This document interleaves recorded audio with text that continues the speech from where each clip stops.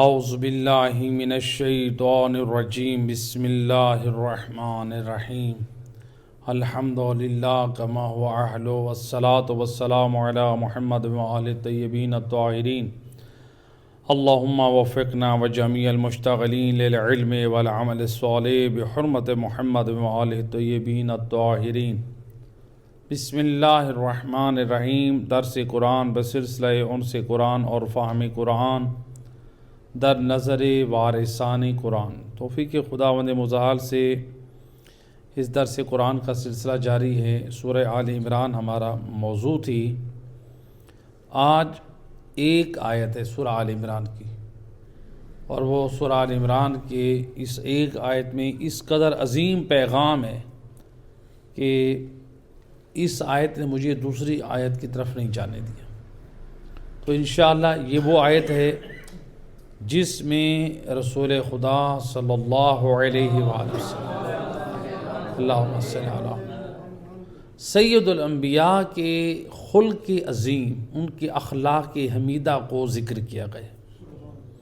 تو جب اللہ رسول اللہ کے اخلاق کے بارے میں بیان کر رہا ہے تو پھر ہم بھی ایک جھلک میں نبی جس کے نام کا کلمہ پڑھتے ہیں، ہم بھی اس نبی کے کردار اور اخلاق کا جائزہ لیں، اور جو ہمارے اندر نقائص ہیں، جو ہمارے اندر عیوب ہیں، ان کی ہم اصلاح کریں۔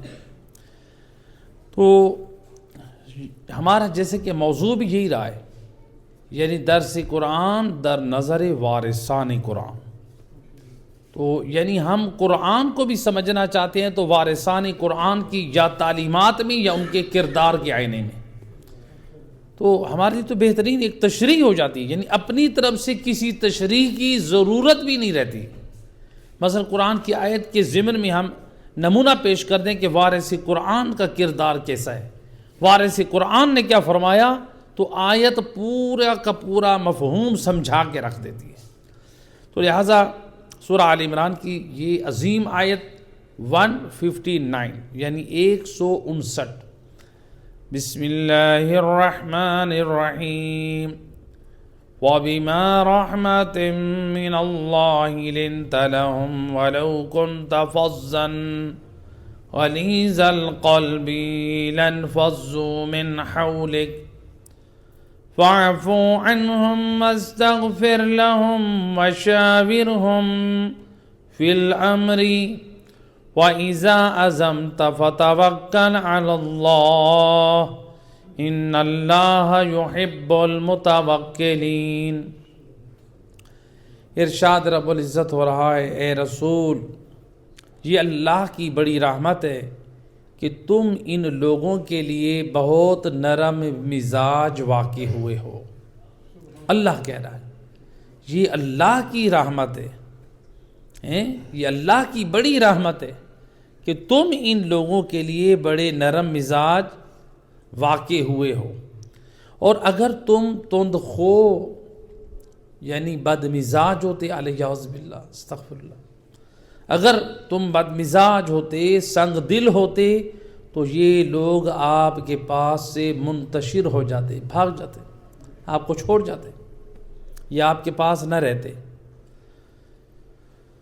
بس ان سے درگزر کریں، یعنی یہ جو نافرمان لوگ جنہوں نے آپ کا دل دکھایا، یہ جنگ احد کا جو ابھی سارا واقعہ بیان ہوا، انہوں نے بہت آپ کو ہارٹ کیا، تو لہٰذا آپ کیا کریں، اب درگزر کریں، ان کے لیے مغفرت طلب کریں،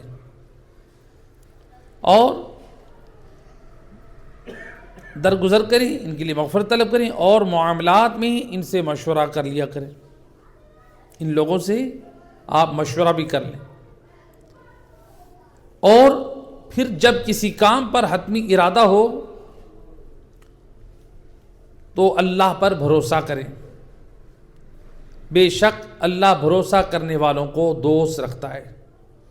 تو اس آیت نے بہت عظیم اور بہت جامع پیغام دیا۔ ایک صلوات پڑھ دیں محمد و اہل بیت، اللہم صلی۔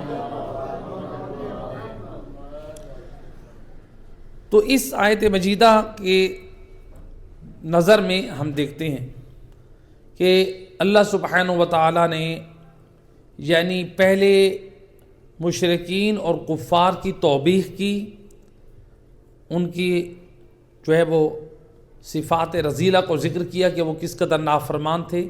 تو اب اللہ نے اپنے کلام کا رخ بدلا اپنے نبی کی طرف کہ میرا رسول، میرا حبیب کس قدر خلق عظیم کا مالک ہے.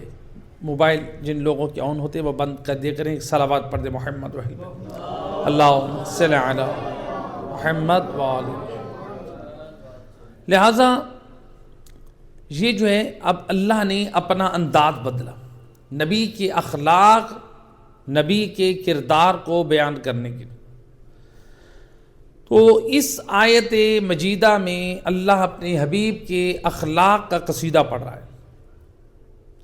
تو حالانکہ یعنی اس قصیدے میں یعنی اس خلق کو بیان کرتے ہوئے اللہ سبحانہ و تعالیٰ نے کیا فرمایا؟ پہلی چیز اللہ نے فرمایا کہ دیکھو کہ تمہارا وجود رحمت ہے. وَلَوْ كُنْتَ فَظًّا غَلِيظَ الْقَلْبِ لَانْفَضُّوا، اگر تم تند خو ہوتے، بد مزاج ہوتے، سخت دل ہوتے تو یہ دوڑ جاتے، آپ کو چھوڑ جاتے. لیکن اس سے پہلے یہ دیکھیں کہ ان لوگوں نے رسول اللہ کو کتنی اذیت دی تھی. تو پھر ہم رسول کی طرف آتے ہیں نا، انہوں نے کتنی اذیت دی تھی. انہوں نے اذیت رسول اللہ کو یہ دی تھی، یعنی 300 منافقین رسول کو چھوڑ کر مدینے آ گئے. کتنی بڑی یہ اذیت ہے نبی پاک کو. رسول اللہ مشرکین سے لڑنے جا رہے ہیں اور 300 بندہ غائب ہو گیا. اذیت ہے کہ نہیں؟ ابھی نبی کے دل میں یہ درد تھا یا پھر نبی کے دل میں ایک اور درد پیدا ہوا، تکلیف اور بڑھ گئی. میدان احد میں جن مورچوں میں نبی نے بٹھایا تھا ان مورچوں کو چھوڑ کر تیر اور کمان چلانے والے نے کیا کیا؟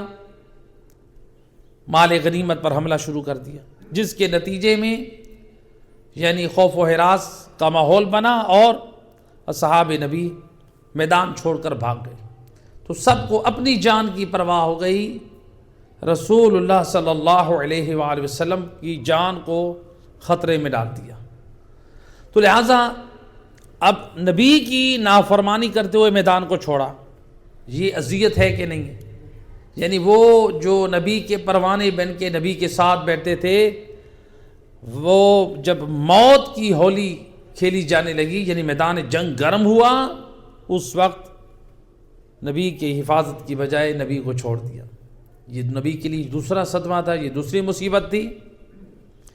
تیسری مصیبت کہ رسول اللہ کے جو عزیز چچا تھے حضرت حمزہ، ان کو شہید کیا گیا.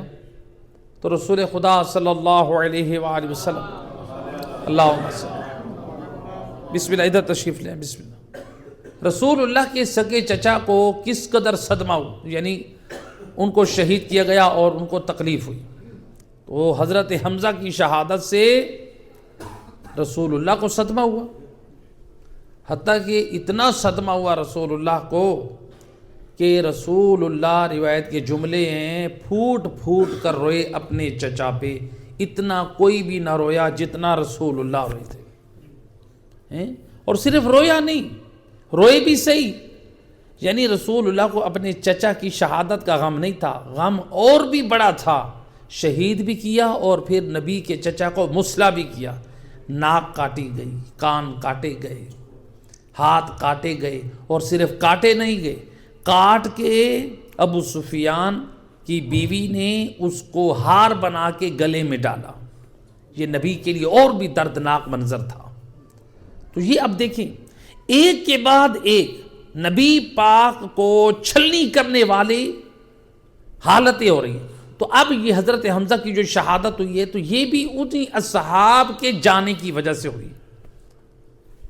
اگر یہ ڈٹ کے میدان میں رہتے، کیونکہ حضرت حمزہ تو میدان میں کھڑے تھے، تو لہٰذا جس طرح یعنی کل حاجی صاحب نے پوچھا تھا کہ 9 نام، ان میں حضرت حمزہ بھی تھے جو شہید ہو گئے لیکن میدان نہیں چھوڑا. تو اسی طرح سے رسول اللہ صلی اللہ علیہ وآلہ وسلم پر خود زخمی ہو. اللہم صلی علی محمد وعلی۔ رسول اللہ پر حملہ ہوا، تو جب رسول اللہ پر حملہ ہوا تو رسول اللہ زخمی ہوئے، تو اب رسول اللہ زخمی ہوئے حتیٰ کہ رسول اللہ کی پیشانی پہ پتھر لگا اور آپ کی وہ پیشانی سے خون بہنے لگا، تو آپ نے اگرچہ اس خون کو زمین پہ گرنے سے روک دیا۔ تو اسی طرح سے نبی پاک صلی اللہ علیہ وآلہ وسلم کو اذیتوں میں سے یہ بھی تھی کہ جو اصحاب کا ایک گروہ دوڑ کر گیا تھا، بھاگ گیا تھا میدان کو چھوڑ کر، 3 دن بعد واپس آئے، تو 3 دن بعد واپس آئے۔ اب نبی کو کس قدر دکھ ہوا۔ یہ سارے نبی پاک کے مصائب ہیں، یہ ساری تکلیفیں برداشت کی، اور یہ تکلیفیں نبی کو ملی۔ اب اپنی ایمان سے بتائیں اتنی تکلیفیں اگر ہم میں سے کسی کو ملیں، ہمارا اخلاق اور کردار کیا ہوگا؟ لیکن قربان جاؤں، تاریخ انسانیت میں آج تک کوئی ایسا نہیں ملا جیسے نبی پاک صلی اللہ علیہ وآلہ وسلم۔ اللہم صلی علی محمد وآلہ۔ رسول اللہ کو اتنی تکلیفیں ملیں، لیکن رسول اللہ کی یہ وسعت قلبی، یہ خندہ پیشانی تھی، آپ نے ان کی ساری شقاوتیں، ان کی نافرمانیاں، ان کی جو ہے وہ سب چیزوں کو بھلا کے آپ نے ان کے عذر کو قبول کیا اور ان کے لیے استغفار کیا۔ اس لیے ہیں جی اللہ سبحانہ و تعالیٰ نے کیا فرمایا؟ وَلَوْ كُنْتَ فَظًّا غَلِيظَ الْقَلْبِ لَانفَضُّوا مِنْ حَوْلِكَ وَاعْفُ عَنْهُمْ۔ اے رسول، اگر آپ جو ہے سخت مزاج ہوتے، تند خو ہوتے، یا پھر اسی طرح سے آپ سنگ دل ہوتے، تو پھر یہ سارے لوگ آپ کے پاس نہ ٹھہرتے۔ یعنی یہ پہلے تو نافرمانی کر کے چلے گئے تھے، اگر آپ ان کو قبول نہ کرتے، یہ واپس آئے غلطیاں کر کے آپ کے پاس آئے، آپ ان کو قبول نہ کرتے، تو پھر یہ کیا ہو جاتے؟ یعنی آپ کے پاس نہ رہتے، کیا مطلب؟ یہ مرتد ہو جاتے۔ لیکن آپ نے رسول اللہ پھر بھی ان کو قبول کیا۔ کیوں قبول کیا؟ قربان جاؤں رسول اللہ کے اخلاق پہ، کیوں قبول کیا؟ اتنے بڑے بڑے جرائم، نبی کو اتنی تکلیفیں اور اذیتیں دی، رسول اللہ پھر بھی قبول کیوں کر رہے ہیں؟ کہ کہیں یہ لوگ مرتد ہو گئے تو اسلام کے خلاف بغاوتیں نہ کریں، اسلام کی تعلیمات کے خلاف مشکلات پیدا نہ کریں۔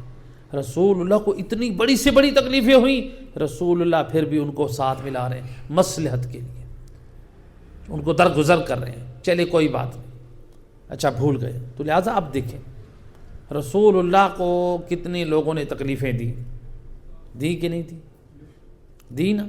اتنی تکلیفیں کے بعد نبی نے اتنا بڑا دل کیا، اتنا بڑا جگرا کیا، ان لوگوں کو پھر بھی سینے سے لگا لیا۔ آپ بتائیں آج ہمارا کردار کہاں ہے؟ آج ہمارے معاشرے میں اگر کوئی خطا کرتا ہے، غلطی کرتا ہے، کسی سے نادانی ہوتی ہے، نہ سمجھی ہوتی ہے، ہم لوگ تو نفرت کر کے اس سے بائیکاٹ کر لیتے ہیں۔ یہ نبی کا کردار نہیں ہے، یہ نبی کا اخلاق اور دین نہیں ہے۔ میرے اور آپ کے ہاتھ کی ایک انگلی خراب ہو جائے نا، ہم ڈاکٹر کے پاس دوڑتے ہیں، ڈاکٹر صاحب مہربانی کریں میری اس انگلی کو بچائیں۔ ہم یہ تو نہیں کہتے اس انگلی کو کاٹ دیں، کیا کرتے ہیں؟ اس کا علاج کرتے ہیں۔ ہمیں اپنی انگلی سے پیار ہے کہ ہم یہ انگلی ضائع نہ ہونے پائے، ایسے ہے کہ نہیں؟ تو لہٰذا ہمارے معاشرے میں کتنے جوان ہیں، کتنے بچے ہیں، مثلا اگر وہ معاشرے کے برے ماحول سے متاثر ہو گئے، اسلام اور دین یہ نہیں کہتا ان سے نفرت کرو ان کے برے اعمال کی وجہ سے، وہ مریض ہیں، روحانی مریض ہیں، ان کو قریب کرو، ان کا علاج کرو، ان کی اصلاح کرو، نہ کہ ان سے نفرت کرو، نہ کہ ان کے اوپر ظلم کرو۔ نبی کے ساتھ کتنے بڑے بڑے منافق بیٹھے تھے۔ اپنی ایمان سے بتائیں، ہم مومنوں کے گھروں میں اگر کوئی مومن بچہ ہے، کوئی مومن جوان ہے، ہم اس سے نفرت کر کے اسے بائیکاٹ کر دیں، یہ مومنوں کا بچہ اتنا برا ہو گیا ان منافقوں سے، نبی منافقوں کو ساتھ بٹھا رہے ہیں اسلام کی مصلحت کی خاطر، ان کو سدھارنے کے لیے، اور ہم مومنوں کے اوپر ظلم کر رہے ہیں۔ یہ قیامت والے دن پوچھا جائے گا، سب سے پوچھا جائے گا۔ بتاؤ، لہٰذا کوئی بھی جوان، کوئی بھی بچہ ہے، کسی گھر میں بھی ہو، بچی ہو، بچہ ہو، جوان ہو، بوڑھا ہو، کوئی بھی ہو، آسن انداز سے اصلاح کرو، اس کا مطلب یہ ہے کہ ہم لوگ جو نفرت کرتے ہیں نا، ہم لوگ ڈاکٹر نہیں ہیں، ایسے کہ نہیں. برے انسان کو ہم دیکھتے ہیں نا، ہم کیا کرتے ہیں؟ اس سے نفرت کرتے. حالانکہ انسان سے نفرت نہیں ہونی چاہیے، برائی سے نفرت ہونی چاہیے. اگر ڈاکٹر انسان کا مثال کے طور پہ زخمی ہے، اس کا دماغ پھٹ چکا ہے جی، ڈاکٹر کے پاس گیا، وہ گھبرا گیا، اس نے کہا میں اس کے نہیں جو ٹانکے لگاتا، تو اب وہ بندہ بچے گا یا مرے گا؟ مر جائے گا.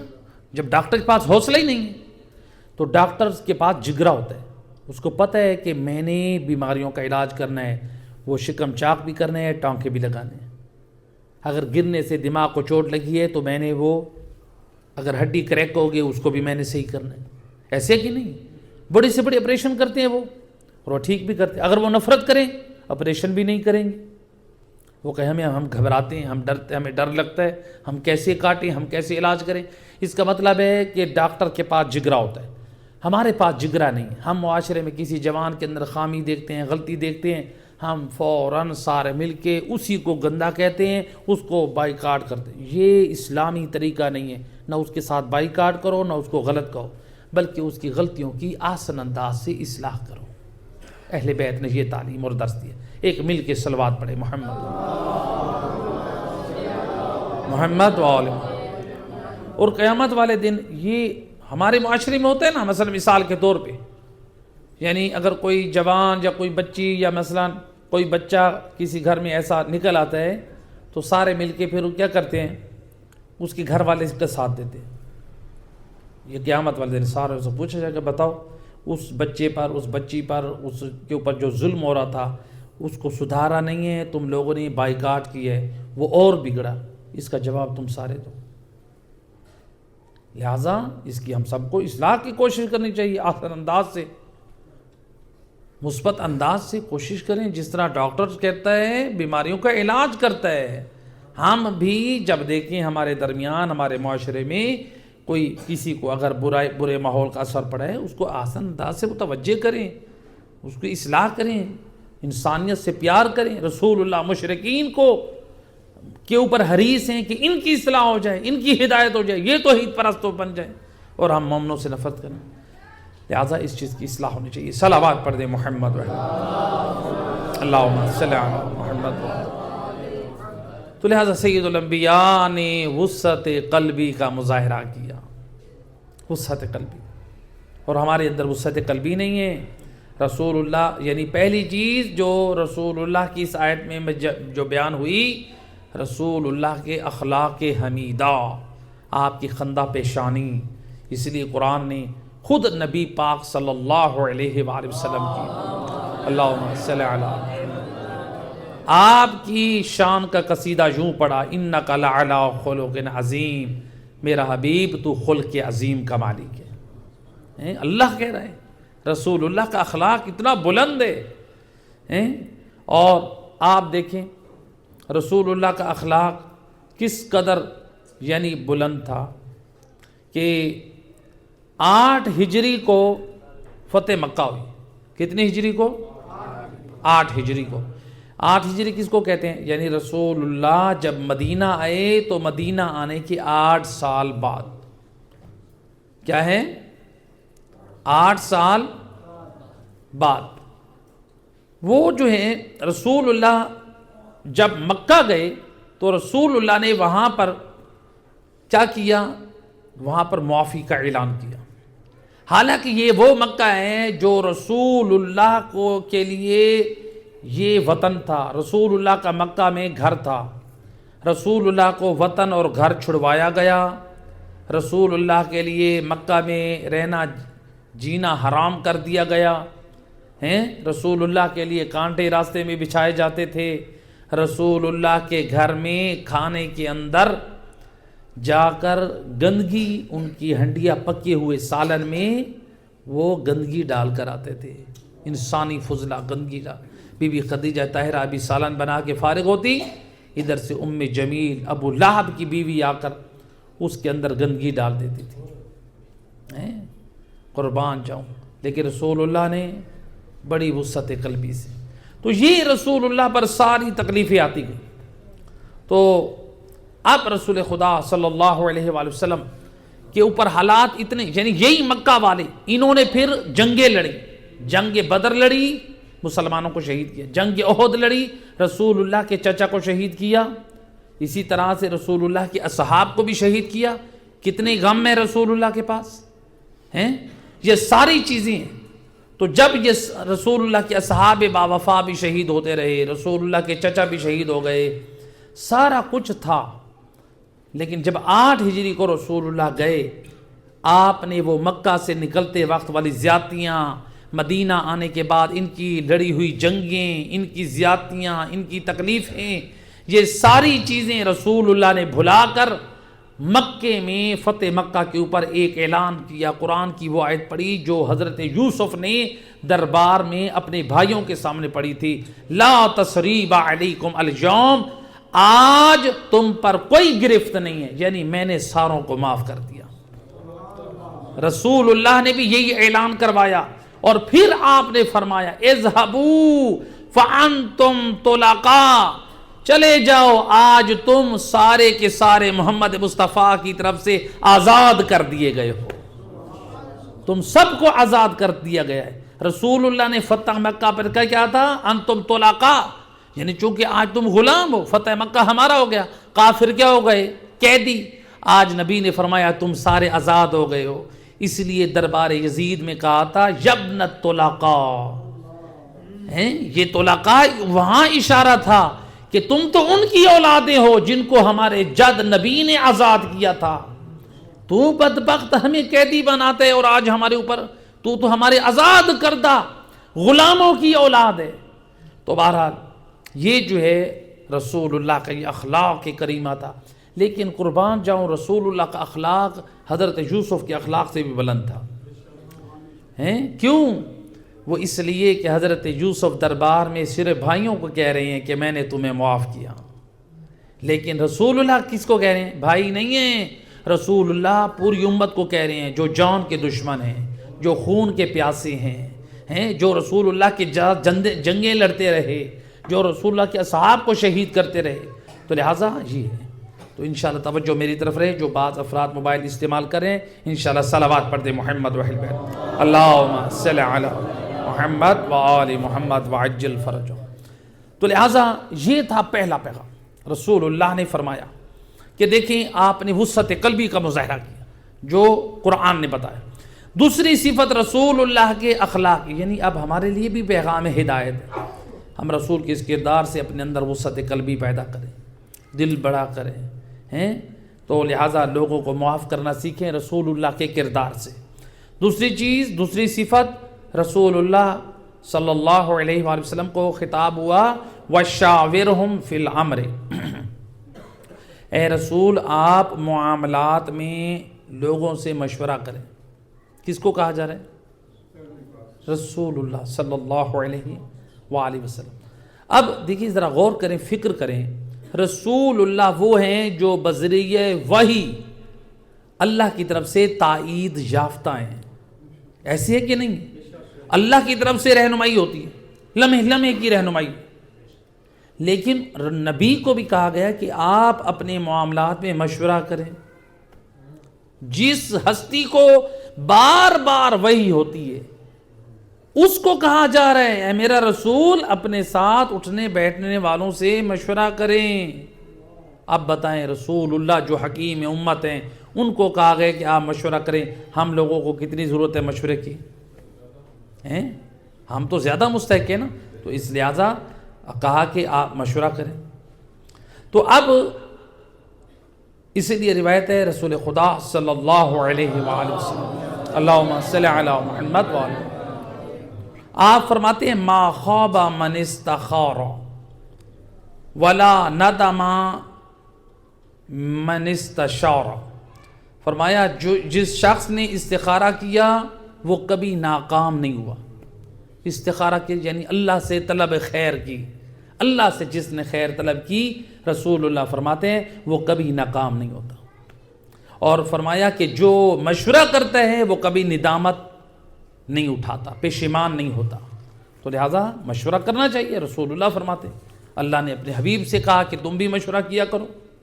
تو لہٰذا مشورہ کرنے سے پہلے ہماری ذمہ داری ہے کہ ہم مشورہ کس سے کریں. ہر کسی سے تو نہیں کریں گے. بس ایسا تو نہیں ہے کہ ہم جا کے مثال کے طور پہ کوئی جو بیہودہ کاموں کو اندر اپنی زندگی کو تباہ کرنے والا ہو ہم اس سے جا کے مشورے کرتے پھریں. نہیں، مشورہ کرنے کے لیے بھی ہمیں وارثان قرآن نے بتایا کہ کن لوگوں سے تم مشورہ کرو. تو کہا کہ اس کا اہل ہونا چاہیے جس سے مشورہ کرو. دیکھو جو کام کرنا چاہ رہے ہو وہ اس میں مہارت اور تجربہ رکھتا ہو. مثلا جیسے مکان بنانے کے لیے آپ اچھے لوگوں سے مشورہ کرو جو اس چیز کا تجربہ رکھتے ہیں. یا اسی طرح سے آپ کاروبار کرنا چاہ رہے ہو تو جو تجارت کرنے والے ہیں ان سے مشورہ لو کہ ہم کس چیز کا کاروبار کریں.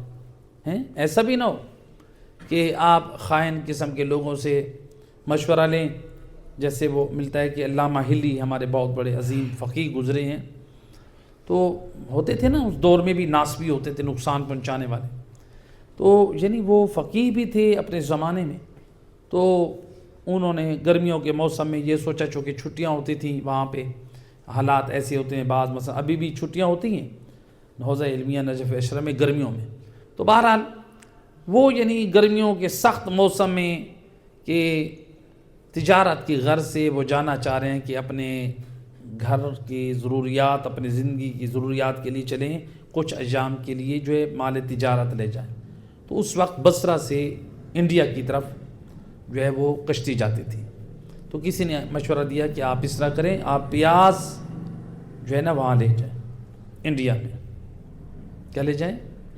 پیاز لے جائیں. وہ اب کیا تھے؟ فقیہ تھے، دیندار تھے. وہ پیاز لے کر گئے، جب انڈیا پہنچے تو سارا پیاز خراب ہو چکا تھا.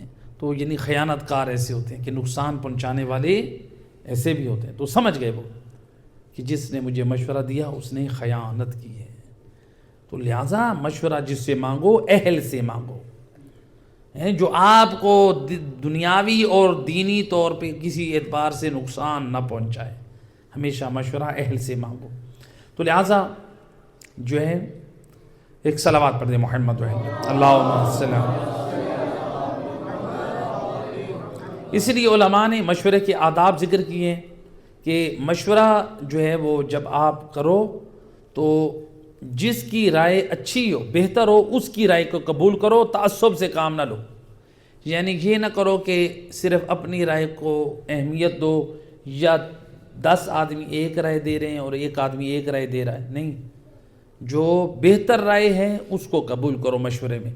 نمبر 2، مشورہ اس سے لو جو صاحب مہارت اور صاحب تجربہ ہو، اس سے مشورہ لو. نمبر 3، جب لوگوں میں اختلاف ہو رائے میں تو پھر جہاں زیادہ ہوں جس چیز کی طرف، اس مشورے پہ عمل کیا جائے. اور اسی طرح سے کہ مشورہ جو ہے لینے والا عمل کرے. جو مشورہ لینا اس کی ذمہ داری ہے، مشورہ لینے کے بعد کیا کرے؟ عمل کرے.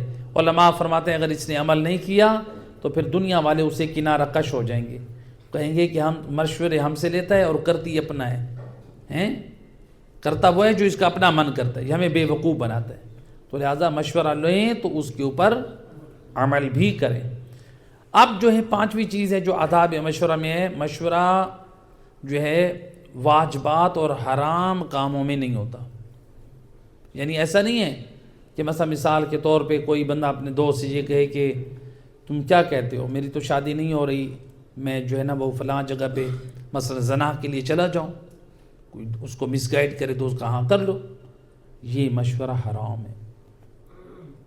یا مثال کے طور پہ مجھے تو سمجھ نہیں آ رہی، میرے پاس کوئی کاروبار کا تجربہ نہیں ہے، میں کیا کروں، تو کیوں نہ کسی سے تو کیوں نہ میں یوں کروں کہ میں سود کے اوپر پیسہ دینا شروع کر دوں. کہاں ٹھیک ہے، تمہاری مجبوری ہے، تمہیں کچھ آتا نہیں ہے کرنا. ایسا مشورہ لینا حرام. ہوتے ہیں نا لوگ. تو ہم یہ تفصیل سے بیان کر چکے ہیں، انسٹالمنٹ کا کام کرنا شرعاً کیا ہے؟ جائز ہے. لیکن سود کا کاروبار کرنا حرام. لیکن انسٹالمنٹ میں اگر کوئی 1 یا 2 قسط شارٹ کرتا ہے تو اس شارٹ کرنے پہ اگر وہ کہتا ہے کہ مجھے اس کا فائن دو تو یہ مال حرام ہے، کیونکہ جو انسٹالمنٹ طے ہو چکی ہیں وہی دینی پڑیں گی. وہی واجب ہے، زیادہ رقم نہیں لے سکتے. تو لہذا اس لیے یہ احکام ہے. تو حرام کاموں میں مشورہ نہیں لے سکتے، واجب کو چھوڑنے کا بھی مشورہ نہیں لے سکتے. لوگ کہتے ہیں نا، مثلا مثال کے طور پہ میں نے مشورہ کیا اپنے دوستوں سے، انہوں نے کہا تم ابھی حج پہ نہ جاؤ. بھئی کیوں حج پہ نہ جاؤ؟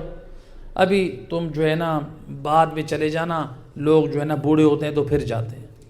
استغفر اللہ. تو لہٰذا بوڑھوں پہ حج واجب تھوڑی ہے، حج جوانی کا ہے.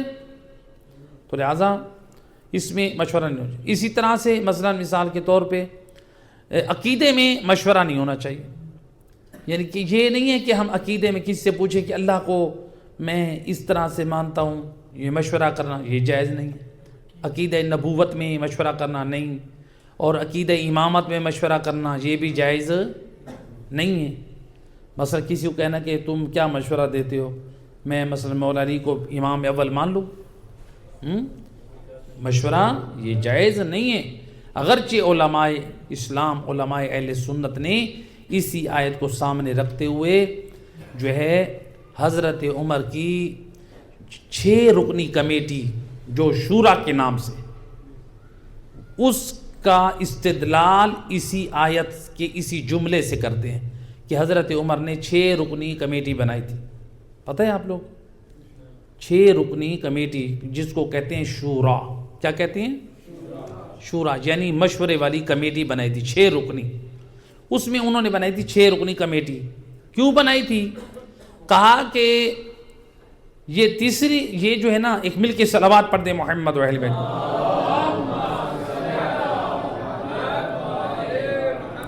بار دیگر باواز بلند صلوات.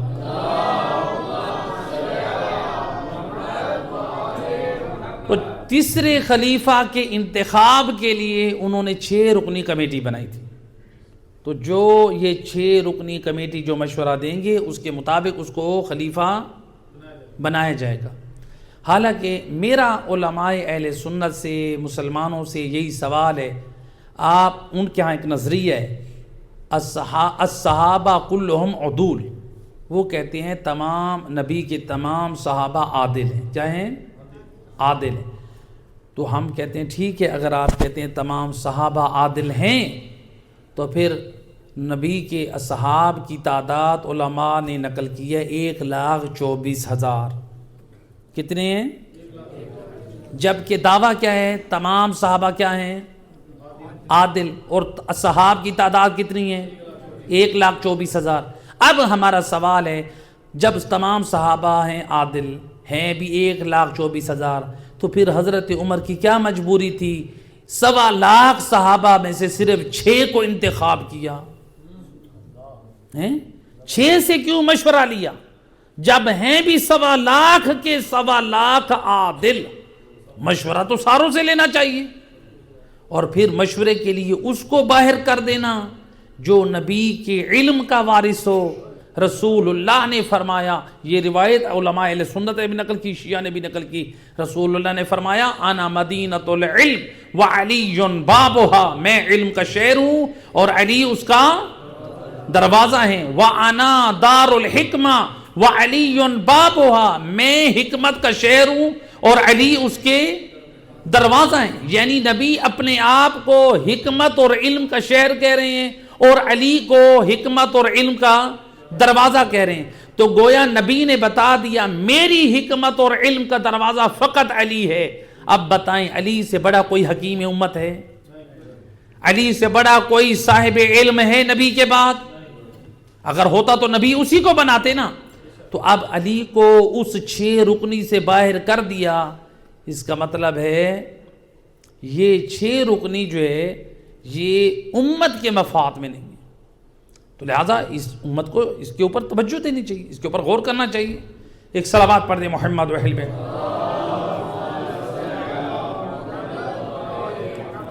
تو لہذا یہ مسئلہ خلافت جو ہے امت کے 6 افراد کیوں یہ معین کریں؟ سوال ہے کہ نہیں ہے نا؟ جب نبی پاک صلی اللہ علیہ وآلہ وسلم کے 1,24,000 اصحاب ہیں تو 6 افراد مل کے کیوں مشورہ کریں جبکہ سارے صحابہ بھی؟ اور حالانکہ نبی کے اصحاب میں یہ معصوم تو نہیں ہے نا، علماء اہل سنت بھی کہتے ہیں معصوم نہیں ہے، یعنی یہ عام لوگ ہیں، یعنی خطا کار تو ہیں نا، ان میں خطا ہوتی ہے کہ نہیں ہوتی؟ کیونکہ اگر آپ کہیں کہ خطا نہیں ہوتی تو پھر میدان احد میں آپ نے کل سنا ہیں کہ قرآن کی آیت کے مطابق نبی نے کہا کہ تم ان مورچوں پہ بیٹھو، رسول اللہ کو مسلمان چھوڑ کر بھاگ، نبی کے اصحاب تھے نا، تو اس کا مطلب ہے یہ بھاگی تھی تو خطا کی تھی نا، غلطی کی تھی، تو اس کا مطلب ہے یہ معصوم نہیں ہے۔ تو اب ذرا ایک غور کرتے ہیں، قرآن مجید میں جب اللہ سبحانہ و تعالیٰ نے آیت کو بیان کی ہے، جب اللہ حضرت آدم کی خلقت کرنا چاہ رہا ہے تو ملائکہ کو کہا فاسجدوا لآدم، آدم کی طرف منہ کر کے سجدہ کرو، تو ملائکہ نے کہا کہ اے اللہ تو اس کو خلیفہ بنا رہا ہے کہ جو خون ریزی کریں گے، ہیں ہم میں سے کسی کو خلیفہ بنا، تو لہٰذا ہم تیری تسبیح کرتے ہیں، تیری تقدیس کرتے ہیں۔ تو اللہ سبحانہ و تعالیٰ نے کیا فرمایا؟ انی اعلم ما لا تعلمون، میں جانتا ہوں، میں بہتر جانتا ہوں، تم نہیں جانتے۔ یہ جو فرشتے کہہ رہے تھے اللہ کی بارگاہ میں یا اللہ تو یہ جو خلیفہ بنا رہے ہم میں سے بنا، اللہ نے قبول کیا؟ اللہ نے کہا نہیں۔ یہ فرشتے گناہ گار تھے یا معصوم تھے؟ جی فرشتے معصوم ہیں یا گناہ گار ہیں؟ معصوم ہیں۔ اب ذرا فکر کریں، غور کریں، جب معصوم فرشتوں کے اجماع کو اللہ خلافت کی تعیین کے لیے قابل قبول نہیں سمجھتا ہیں تو پھر امت کے گناہ گاروں کے اجماع کو اللہ کیسے قبول کرے گا؟ تو لہٰذا جس طرح نبوت کے لیے اللہ خود معین کرتا ہے، امامت کے لیے بھی اللہ معین کرتا ہے۔ صلوات پڑھ دے محمد والا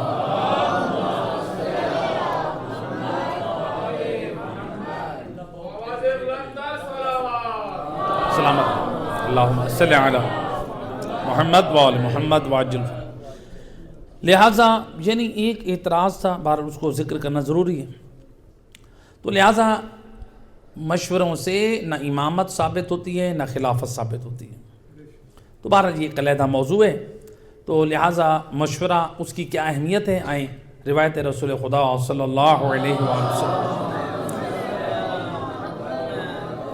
آپ نے فرمایا آخِ من الاخوان اہل التقا، امام فرماتے ہیں کوئی بھائی بنانا ہو نا اپنے مومن بھائیوں میں سے، اس کا انتخاب کرو جو زیادہ پرہیزگار ہو، جس کی دوستی سے تم پرہیزگار بنو، جس کی دوستی سے تم دیندار بنو، جس کی دوستی سے تم نمازی بنو، جس کی دوستی سے تم خدا کا قرب حاصل کرو، تمہیں دین کی معرفت حاصل ہو۔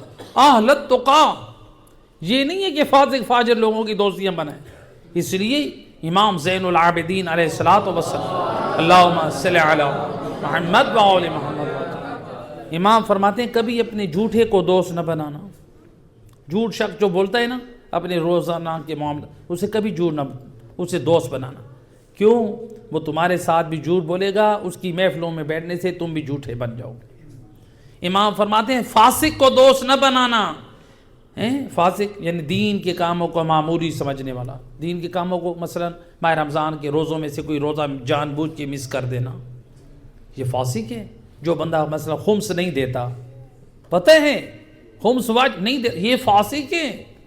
زکوٰۃ واجب ہے نہیں دیتا، یہ فاسق ہے، لہذا منع کیے۔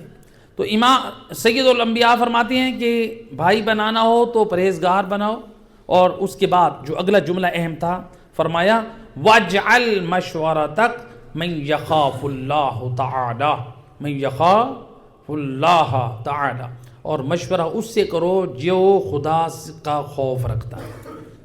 مشورہ کس سے کرو؟ جو خدا کا خوف رکھتا ہے۔ کیوں کہا رسول اللہ نے؟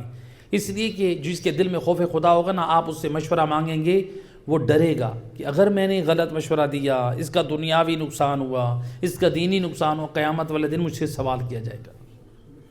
ایسے ہوتے ہیں ہم سے لوگ مشورہ کرنے کے لیے جب فون کرتے ہیں، ہم سے مشورے کرتے ہیں، بہت سارے لوگ، کتنے لوگ ہیں نوجوان ہیں، کہتے ہیں قبلہ میں دوسری شادی کرنا چاہتا ہوں۔ خدا گواہ کتنے لوگ نوجوان ہیں، بزنس مین ہیں۔ اسی رات کو، گزشتہ رات کو ایک نوجوان کال کی، اس نے شادی شدہ ہے اور بہت بڑا بزنس مین ہے لاہور میں، قبلہ میں دوسری شادی کرنا چاہتا ہوں۔ اس نے ساری سٹوری سنائی مجھے، میں نے سب بات سن لی، میں نے کہا میں آپ کو مشورہ دیتا ہوں آپ شادی نہ کریں، کہ بلا میری مجبوری ہے۔ میں نے کہا نہیں کریں۔ کہا اچھا استخارہ دیکھیں۔ استخارہ دیکھا، خدا گواہ، قرآن کی جو آیت آئی میں نے اس کو پڑھ کر سنائی۔ میں نے کہا اب خدا کی منشا بھی یہی ہے کہ اس شادی میں تمہیں نقصان ہوگا، فائدہ نہیں ہوگا۔ اس کو نصیحتیں کی، ابھی تمہاری شادی کو 1 سال نہیں ہوا ہے، اس کو تھوڑا سا بناؤ، اس کی تربیت کرو، اور شادی حل نہیں ہے۔ اگر ایک کے ساتھ نہیں بن رہی، اپنے آپ کو اور اس کو سدھارنے کی کوشش کریں، یہ حل نہیں ہے دوسری شادی کر کے ہم پہلی کبھی بیڑا غرق کر دیں، یہ حل تھوڑی ہے۔ تو بات کتنی دبئی میں، UK میں، امریکہ میں کتنی خواتین کا رونا روتی ہیں بیچاری، اور پھر اللہ تعالیٰ مجھے توفیق دیتے ہیں، خدا گواہ ہے، کتنے ایسے گھر جو دعائیں دیتے ہیں، طلاق دلوانے سے ان کو بچا لیا گیا۔ بچانے والا اللہ کی ذات ہے، میں تو صرف وسیلہ بنتا ہوں۔ تو بہرحال ایک کاوش ہوتی ہے، تو چونکہ مشورہ جب مانگتے ہیں تو پھر ہم اسی ذمہ داری سے کہ اگر میری کسی ایک جملے سے کسی کا گھر برباد ہو گیا، میری تو آخرت برباد ہے، میری بھی قبر تاریک ہو جائے گی۔ تو لہذا مشورہ انسان کو سوچ سمجھ کے دینا چاہیے کہ میں نے قبر میں بھی جواب دینا ہے اور میں نے آخرت میں بھی جواب دینا ہے۔ اس کے لیے مومن کو تیار رہنا چاہیے۔ ایک صلوات پڑھ دے محمد اللہم صلی اللہ علیہ۔ تو اب سوال ہے یہاں پہ، اب دیکھیں آیت میں کیا کہا، نیک لوگوں سے مشورہ لو، ایسے ہے نا؟ تو جب نیک لوگوں سے مشورہ لو تو اس آیت میں ہے کہ رسول اللہ کو کہا گیا کہ آپ اپنے معاملات میں اپنے اصحاب سے مشورہ لیں۔ کس سے لیں؟ تو سوال ہے یا اللہ تو کہہ رہے کہ اپنے اصحاب سے مشورہ لے، جبکہ رسول اللہ کے اصحاب میں سے تو ابھی تازہ عہد میں وہ نافرمانی نبی کر کے گئے، یہ تو صاحب تقویٰ نہیں ہے، تو لہٰذا یہ تو خوف خدا نہیں ہے، جو نبی کی بھی تازہ مخالفت کیے بیٹھے ہیں، اور اللہ کے رسول کو یہی کہا جا رہا ہے کہ آپ اگر تند خو ہوتے، سخت دل ہوتے تو یہ لوگ آپ سے منتشر ہو جاتے، آپ ان کو درگزر کر کے ان کے لیے استغفار کریں اور آپ ان سے مشورہ کریں۔ ابھی تازہ بات ہو رہی ہے جنگ احد کے بعد، تو لہٰذا یا اللہ پھر تو اپنے حبیب کو کیوں کہہ رہا ہے؟ وارثان قرآن تو ہمیں کہہ رہے ہیں کہ نیک اور صالح بندے سے، تجربہ کار سے مشورہ لو، تو میرا اللہ تو پھر اپنے حبیب کو کہہ رہا ہے، جبکہ اس میں نافرمان لوگ بھی ہیں، ان میں منافق لوگ بھی ہیں، تھے نا؟ عبداللہ بن ابی رئیس المنافقین تھا، سنی شیعہ تمام علماء نے نقل کیا، تو پھر کیوں ایسا کیا جا رہا ہے؟ تو ایک مل کے صلوات پڑھ دیجئے محمد۔ منافق بھی ہوتے تھے، چونکہ رسول اللہ کو وقتاً فوقتاً علم ہوتا رہا کہ میرے اصحاب میں کچھ لوگ ہیں منافق ہیں جو اسلام کی لبادے میں آئے ہوئے ہیں، تو اب یہ اس مشکل کو حل کرنا چاہیے یا نہیں کرنا چاہیے؟ بھئی یہ بھی نافرمان بھی ہیں، منافق بھی ہیں بہت سارے، اور ابھی روایات میں آیا کہ مشورہ نیک لوگوں سے کرو، لیکن اللہ اپنے حبیب کو کہہ رہا ہے کہ تم ان سے مشورہ کرو۔ تو اب اس کا جواب ہمیں روایت امام محمد باقر علیہ السلام، اللہم صلی علی محمد وعلی، امام فرماتے ہیں کان رسول اللہ یشاور علی جن، رسول اللہ علی سے مشورہ کرتے تھے۔ جو کہا گئے نا مشورہ لو، کس سے کرتے تھے وہ مشورہ؟ مولا علی علیہ السلام سے۔ لیکن ابھی کچھ جواب اور بھی آنے، ایک جواب یہ ہے، مولا علی علیہ السلام سے مشورہ کرتے تھے ثم یعزم علی ما امر اللہ، مولا علی سے مشورہ کرتے تھے پھر حتمی ارادہ اس پہ کرتے تھے جو اللہ کی طرف سے حکم ہوتا تھا، تو یعنی اللہ کے حکم پر عمل کرتے تھے، اور مشورہ مولا علی۔ تو یہ جو اشارہ ہے کہ آپ ان سے مشورہ کریں، یعنی ان میں جو معصوم کردار کا مالک ہو، جیسے تیرا کردار پاک ہے، جو تیری طاعت اور راہ پہ چلنے والا، اس سے مشورہ کر۔ تو رسول اللہ مولا علی علیہ السلام سے مشورہ کرتے تھے، کیوں؟ اس لیے نبی کے علم کے وارث تھے، نبی کے دین کے ترجمان تھے، اس لیے کہا کہ مولا علی علیہ السلام سے مشورہ۔ صلوات پڑھ دیجئے محمد وحید۔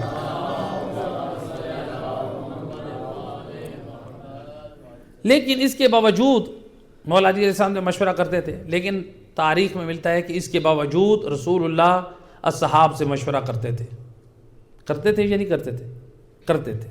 جیسے جنگ خندق ہے نا، ماشاءاللہ، یعنی آپ 2 جنگوں کا ابھی تعارف سن چکے، جنگ بدر کا اور جنگ احد کا، ایسے کہ نہیں؟ تو جنگ خندق بھی انشاءاللہ اپنے مقام پر آئے گی. تو اچھا، جنگ خیبر میں ماشاءاللہ آپ لوگوں نے سنی تھی. تو بہرحال جو قرآن میں ترتیب ہماری آتی ہے ہم اس کے مطابق بیان کرتے ہیں. تو اب جو ہے رسول اللہ اصحاب سے مشورہ کرتے تھے، اس کے اوپر عمل بھی کرتے تھے. جیسے جنگ خندق جو ہے، اس خندق کو کھودنے کا مشورہ حضرت سلمان نے دیا تھا. سلمان محمدی جو مشہور ہیں سلمان فارسی، انہوں نے مشورہ دیا تھا یا رسول اللہ آپ کیا کریں، خندق کھودیں. خندق کھودی گئی اور اس کے درمیان مسلمانوں کا وہ رہا. تو پھر مشرکین میں سے جو بھی آتے تھے وہ خندق کراس کر کے اس دائرے کے اندر آتے تھے اور وہاں پر ان کے لیے جنگ لڑنا مشکل تھا. تو مسلمانوں نے اس طرح دفاع کیا جب یہ مشرکین کا 10,000 کا لشکر مدینے آیا تھا جنگ خندق لڑنے. اپنے مقام پہ وہ تفصیل سے آئے گی. تو اب رسول اللہ نے صحابی کے مشورے پہ عمل کیا یا نہیں کیا؟ مشورے پہ عمل کیا ہیں. تو اب اصحاب کے جو مشورے پہ عمل کرتے تھے اس کی چند وجوہات جو وارثان قرآن نے بیان کی. ان میں سے پہلی وجہ امام جعفر صادق علیہ السلام نے بتایا. اللہم صلی علی محمد وعلی. امام فرماتے ہیں ان رسول اللہ کان اغنى الناس عن مشورتے. رسول اللہ لوگوں سے مشورہ کرنے سے مستغنی تھے، ان کو ضرورت نہیں تھی لوگوں سے مشورہ کریں ہیں. تو لہذا عن مشورۃ الناس وانما امرہ اللہ بذلک لیؤلف قلوبہم. اللہ سبحانہ و تعالیٰ نے اپنے نبی کو جو کہا تھا نا، حکم دیا تھا کہ تم اپنے اصحاب سے مشورہ کرو، وہ اس لیے مؤلفۃ القلوب، تاکہ یہ نبی کے اصحاب یہ نبی سے جڑ کر رہیں، یہ کہیں دیکھو نبی ہم سے بھی مشورہ کرتے ہیں. ان کے دلوں کے اندر میلان پیدا کرنے کے لیے، اسلام کے لیے، کہ ان سے مشورہ کرو. یعنی مشورہ کرتے تھے تو اس کی ضرورت، یہ وجہ یہ سامنے رکھی گئی ہے. ورنہ نبی سے بڑھ کر تو کوئی صاحب بصیرت نہیں تھا، صاحب حکمت بھی نہیں تھا، صاحب علم بھی نہیں تھا. تو لہٰذا یہ پہلی وجہ. دوسری وجہ امام علی علیہ السلام نے بتائی. پہلی وجہ امام صادق علیہ السلام نے بتائی، دوسری وجہ امام علی علیہ السلام. امام فرماتے ہیں فَإِنَّ اللَّهَ سُبْحَانَهُ لَمْ يَكُنْ لِيَخْفَىٰ عَلَيْهِ شَيْءٌ. اللہ پر کوئی چیز مخفی نہیں ہے. اللہ پر کوئی چیز مخفی ہے؟ اللہ تعالیٰ ہر چیز کی رہنمائی اپنے نبی کو کر سکتا ہے یا نہیں کر سکتا؟ تو پھر مشورے کا کیوں حکم دیا؟ امام فرماتے ہیں وَلَٰكِنَّ أَرَادَ أَن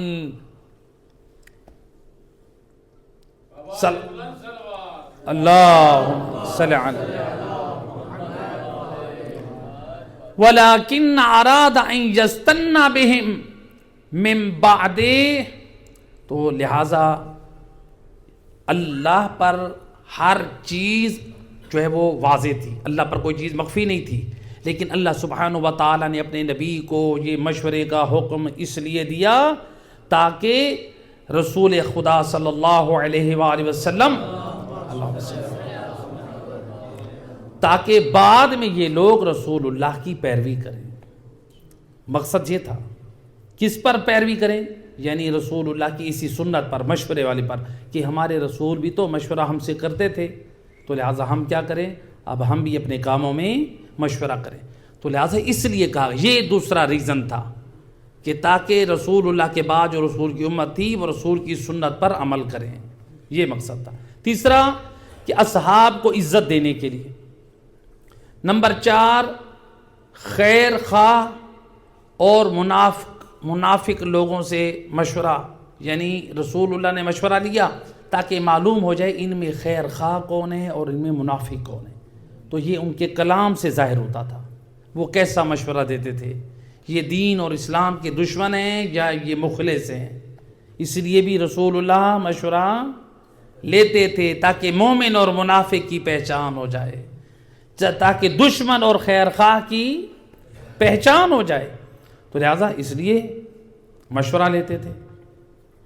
اور روایت امام محمد باقر علیہ السلام اللہم صلی علی محمد و امام فرماتے کان رسول اللہ صلی اللہ علیہ وآلہ وسلم یشاور اصحابہ، رسول اللہ اپنے اصحاب سے مشورہ لیتے تھے، ثم یاخذ بما امرہ اللہ بہ، پھر رسول اللہ اپنے اصحاب سے مشورہ تو لیتے تھے لیکن عمل اس پہ کرتے تھے جو اللہ کی طرف سے حکم ہوتا تھا۔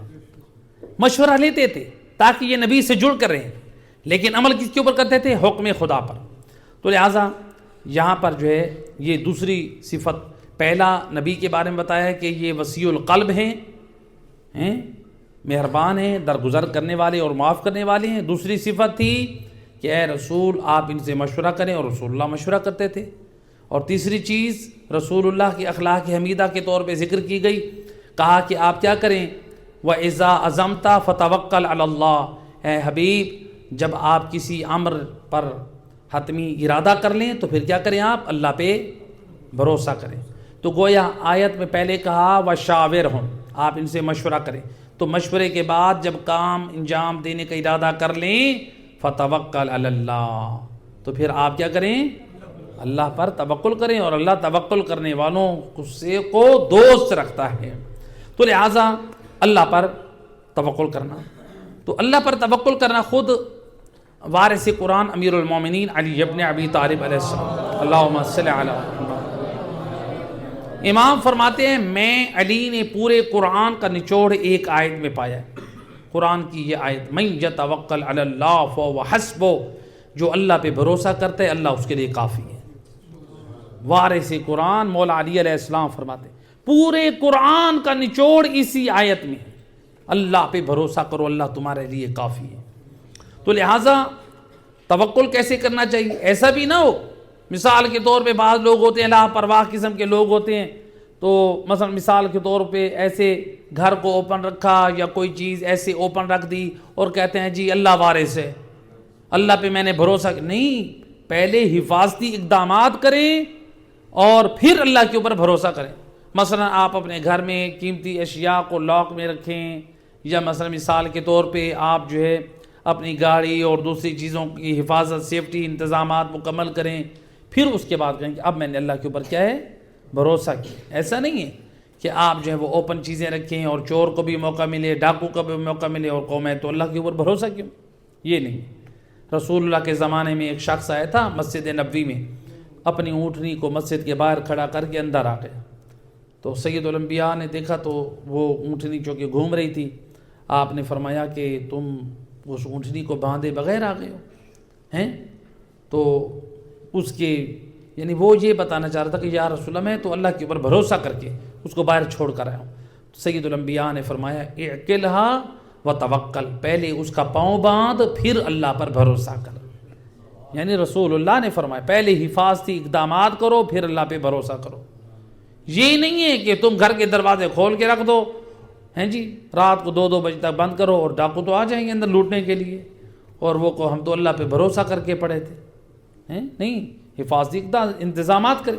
تو یہ ہے، تو اللہ کے اوپر انسان کو بھروسہ کرنا چاہیے۔ آئے توکل کا بہترین نمونہ روایت ہے صاحب خزینۃ الجواہر نقل کرتے ہیں، رسول خدا صلی اللہ علیہ وآلہ وسلم محمد وآلہ، رسول اللہ کا زمانہ ہے، ایک شخص، ایک جوان، ایک بندہ ہے جو شام سے تجارت کر کے آ رہا ہے، تاجر، جیسے لوگ ہوتے ہیں نا آج کل کے لوگ میں، جیسے لاہور، کراچی، راولپنڈی تجارت کے لیے جاتے ہیں، یہ شام سے آ رہا تھا مدینے، راستے میں ایک ڈاکو ملا، تو اس نے کہا کہ اپنا سارا کچھ میرے حوالے کر دو، کہا ٹھیک ہے، تو اس نے تلوار نکالی تو اس کے قریب آیا اس کا سر قلم کرنے کے لیے، نیام سے نکال لی، کہا کہ جب میں سارا کچھ تجھے دے رہا ہوں تو پھر مجھے کیوں قتل کرنا چاہتا ہے؟ کہا کہ میں تجھے بھی قتل کروں گا، میں اس لیے تجھے قتل کروں گا، اگر تجھے میں نے زندہ چھوڑ دیا تو تو حکومت کے کرندوں کو میری شکایت کرے گا، میری رپورٹ کرے گا اور پھر وہ مجھے سزا دیں گے، تو لہٰذا نہ تم رہو گے اور نہ ہی کوئی شکایت کرے گا۔ اس نے کہا اچھا تم مجھے قتل کرنا چاہتے ہو، پھر مجھے اتنی تو مہلت دے دو، میں 2 رکعت نماز پڑھ لوں۔ 2 رکعت نماز کا مہلت مانگی، اسی وقت اسی صحرا بیابان میں بیٹھ گیا، 2 رکعت نماز پڑھ کے کہتا ہے بار الہ میں نے تیرے نبی سے سنا تھا جو اللہ پہ بھروسہ کرے اور اللہ کا ذکر کرے اللہ غیب سے اس کی مدد کا انتظام کرتا ہے۔ میرا اللہ اب تیرے علاوہ میرا کوئی مددگار نہیں ہے، تجھے یاد بھی کر بیٹھا ہوں اور تیری ذات پہ بھروسہ بھی کر بیٹھا ہوں۔ ابھی اس تاجر کے جملے تمام نہ ہوئے تھے، اتنی دیر میں ایک جوان گھوڑے پہ آیا اور اس نے آ کر اس ڈاکو کا سر قلم کیا، اور وہ اس کے پاس آیا، کہا کہ تو کون ہے اس مشکل وقت میں میری مدد کے لیے آیا؟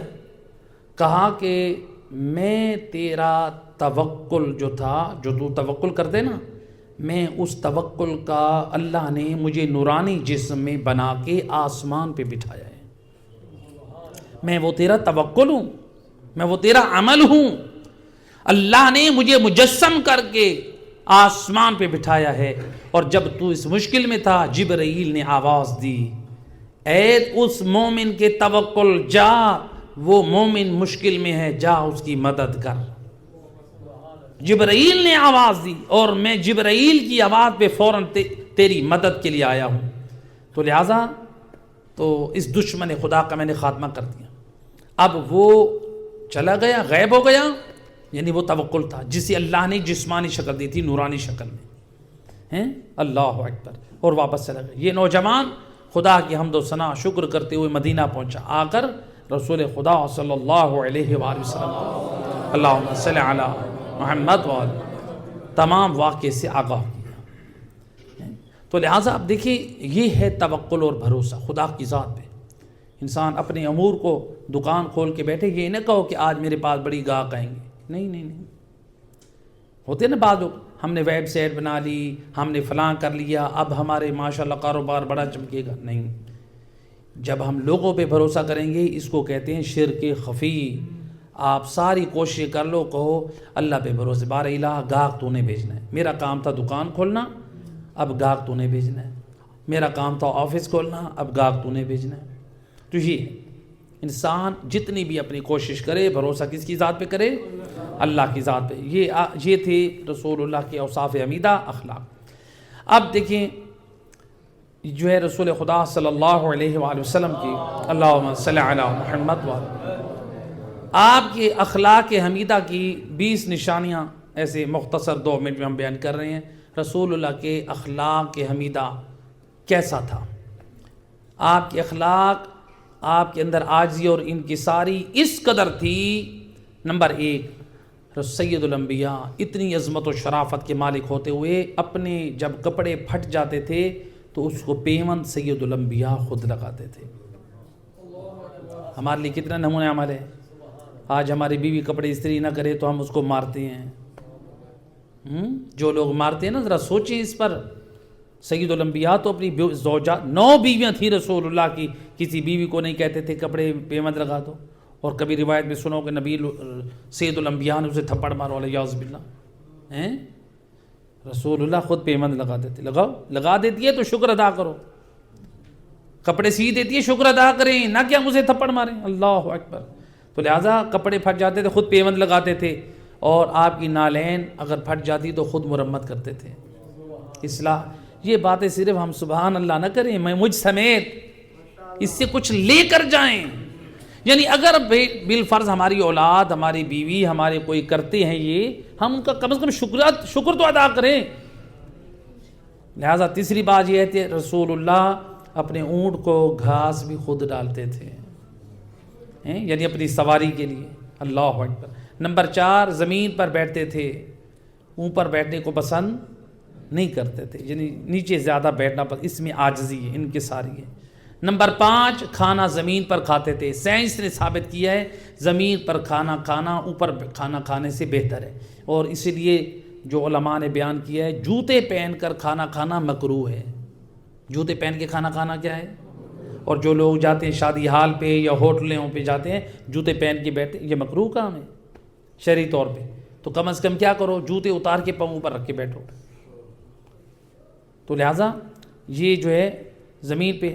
اچھا، یہاں پہ پھر بعض لوگ کہتے ہیں دیکھیں مولانا، علماء سارے بیان کرتے ہیں زمین پہ بیٹھ کے کھائیں، رسول اللہ بیٹھ کے کھاتے تھے، تو ہم تو علماء کو دیکھتے ہیں وہ لوگوں کے گھروں میں جب جاتے ہیں تو ڈائننگ ٹیبل پہ بیٹھ کے کھانا کھا رہے ہوتے ہیں، کھانے والی میز پہ ہیں۔ اعتراض ہے کہ نہیں؟ اب اس کا بھی کوئی حل ہونا چاہیے یا نہیں ہونا چاہیے؟ پھر وہ کہتے ہیں لوگ دیکھیں مولانا صاحب نے سارے راستے نکال لیے، نہیں سارے راستے نہیں نکالے ہیں، شریعت کا علم ہونا چاہیے۔ آداب میں سے ہے جب کسی کے گھر جاؤ میزبان جہاں بٹھائے وہیں بیٹھو۔ میزبان نے کہا ہے اس کمرے میں آئیں ادھر، اور ہم ان کو پتہ ہے کیا کہتے ہیں؟ نہیں ہم ادھر بیٹھتے ہیں۔ یہ ادب کے خلاف ہے۔ مثال کے طور پہ آپ کسی کے گھر گئے، انہوں نے ڈائننگ ٹیبل کے اوپر کھانا لگا دیا، تو ہم نے ان کو کہا ہم تو نیچے بیٹھ کے کھائیں گے، سنت کے مطابق ہے۔ یہ کون سی سنت ہے؟ آپ سنت کے لیے مومن کو زحمت میں ڈال رہے ہیں؟ کیا رسول اللہ زحمت میں ڈالتے تھے؟ وہ جہاں بٹھا رہے بیٹھ جاؤ۔ آپ کہیں چلو کھانا نہیں لگا صرف برتن پڑے، وہ بھی تو زحمت ہے نا۔ اور اگر زحمت نہ بھی ہو آداب میں سے ہے جہاں بٹھائے وہاں چپ کر کے بیٹھ جاؤ، کیونکہ ہم کسی کے گھر میں بیٹھے اپنے گھر میں نہیں بیٹھے۔ ان چیزوں کی یہ ضرورت ہے، ان چیزوں کو سمجھنے کی۔ اور اس کے بعد نمبر 5، آپ جب غلام آپ کو دعوت دیتے تو رسول اللہ قبول کرتے تھے۔ آج کوئی ہمیں امیر مالدار دعوت دیتے تو بھاگ کے جاتے ہیں، کوئی غریب بلائے تو ہم کہتے ہیں ہم نہیں جاتے، استغفر اللہ واتوب الیہ۔ نمبر 6، سید الانبیاء کے پاس گھوڑے بھی تھے، اونٹنی بھی تھی، لیکن کیا کرتے تھے؟ عاجزی اور تواضع آپ کی یہ تھی، آپ پھر بھی کبھی کبھار گدھوں پہ سواری کرتے تھے۔ کیوں؟ میری امت کا جو غریب ہے نا وہ یہ نہ کہے میرے پاس تو کچھ نہیں تھا، میرے رسول اللہ تو گھوڑوں پہ چڑھتے تھے، اونٹنی پہ۔ اس غریب تک بھی خبر پہنچے نا، وہ بھی اپنے دل کو تسلی دے، اچھا میرے پاس گدھا ہے تو میرا نبی بھی تو گدھوں پہ سوار ہوتا تھا۔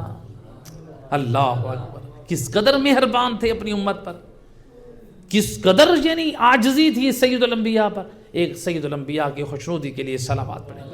اللہم صلی علی محمد وآل محمد وعجل فرجہ۔ تو دین خدا کی دعوت دینے میں کبھی سختی یا کجروی سے پیش نہیں آتے تھے۔ اسی طرح گفتگو تمام عرب میں فصیح سے فصیح و بلیغ کلام میں کرتے تھے۔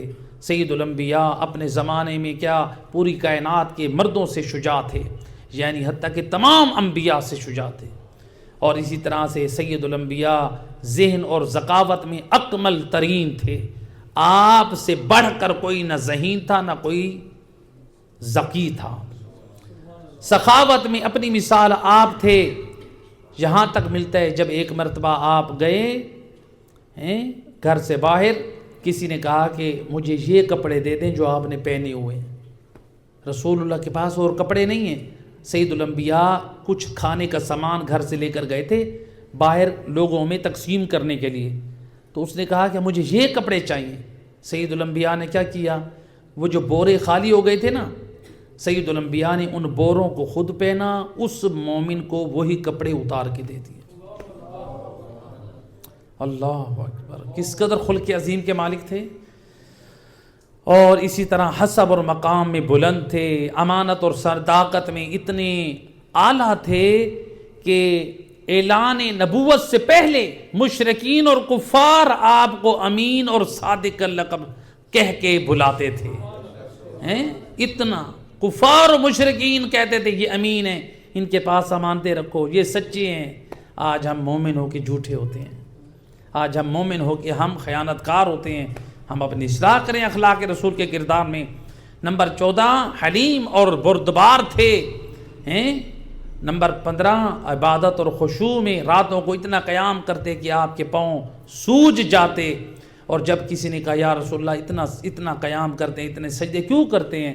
آپ کے پاؤں متورم ہو جاتے ہیں۔ فرماتے ہیں کیا میں اللہ کا شکر گزار بندہ نہ بنوں؟ تو اپنی مجلس میں سب کو برابر سمجھتے تھے، جو بھی بیٹھے ہیں سب برابر ہیں، سب اللہ کے بندے ہیں۔